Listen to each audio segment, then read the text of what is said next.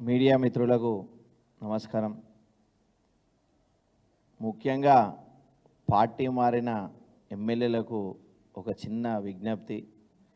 మీరు గమనించి చూస్తారో లేదో, మీరు ఇటు పనికి రాకుండా పోయారు, అటు పనికి రాకుండా పోయారు. ఎందుకంటే గౌరవ మంత్రివర్యులే చెప్తున్నారు, ఇంకా ఆయన బీఆర్ఎస్ అంటాను. మీరేమో ప్రజల అభివృద్ధిని, అంటే మా నియోజకవర్గ అభివృద్ధిని కాపాడడానికే పోయినాము అని చెప్పి చెప్తున్నారు.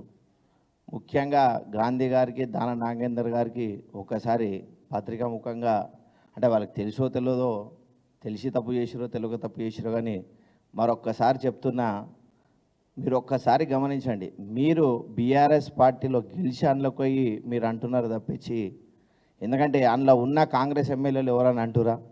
వాళ్ళకి తెలుసు ఏదో గాలికి గెలిచినాం, నెక్స్ట్ టైం మేము రాము, ఎట్లయినా కేసీఆర్ గారే వస్తారండి. మీరేమో మా గుర్తు పైన గెలిచి మీరు ఈరోజు అంటే రేవంత్ రెడ్డి గారు కూడా బాగా యూజ్ చేసుకుంటారు మిమ్మల్ని. అరే వీళ్ళు బీఆర్ఎస్ పైన గెలిచిరు, వీళ్ళదే చింతపండు అవుతుంది తప్పించి మాది పోయేది ఏముంటుందండి అని చెప్పి ఫిక్స్ అయ్యారు. ఆ చింతపండు అని అర్థం వాళ్ళిద్దరికి వర్తిస్తుంది. నిజంగా మీరు అభివృద్ధిని కాంక్షించి పోతే మీ నియోజకవర్గ ప్రజలు, మీ రెండు నియోజకవర్గాల ప్రజలైతే ముఖ్యంగా చెప్తున్నా, వీళ్ళు నిజంగా అభివృద్ధి చేస్తారో లేదో చూడండి. 5 years తర్వాత నిజంగా అభివృద్ధి చేస్తే ఒక నాణానికి రెండు వైపులా, అంటే ఒకవైపు దానం నాగేందర్ గారిది, ఇంకోవైపు గాంధీ గారిది బొమ్మలేసి ఆ చెల్లిన రూపాయి కింద వీళ్ళను పరిగణించాలి. లేకుంటే వీళ్ళు సంపాదించుకొనికి పోయిరా, వీళ్ళే కూలగొట్టకుండా చూసుకోవడానికి పోయిరా మరొక్కసారి తెలంగాణ ప్రజలు గమనిస్తున్నారు. మీరు జాగ్రత్తగా మాట్లాడండి.